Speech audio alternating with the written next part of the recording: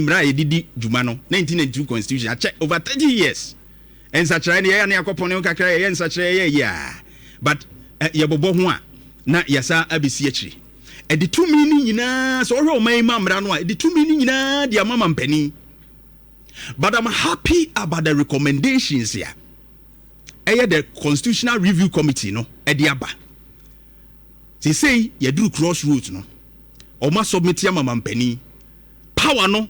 They say your recommendations oh her party at the 2 minutes for Kessia no. Ebesha Ghana this yenza o. Na mampeni no atete de so kakra. Ene mrahye bedwafo no ne amanyofo na nkasa atete wo de ne so kakra. Na we no ekose no. Eno ne ehwe.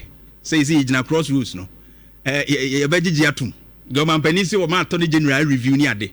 Na manofo tumi ya omo de sei no a. Ya yes answer kire yi. Ebi te say MPs. You jimbe bobo so you enter into all that. MPs ene yes ye ma wo mu nyimi de appointment yi.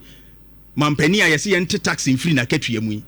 Ene no ma bebre omo de ba utumi se be ma amanofo na nkasa no. Ghana fo benya tumi a chen wo bebre. We Tibo ya sure sen konfu yi beji atumu de amanyofo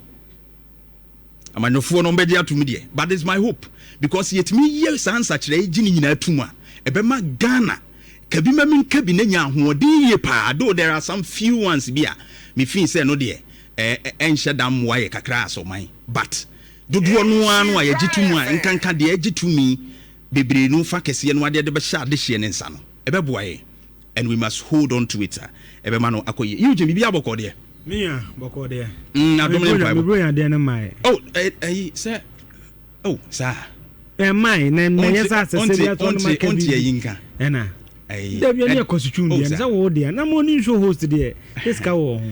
Bra me no kuku se kuku se kuhwo ye. Me no na kwa hwe o.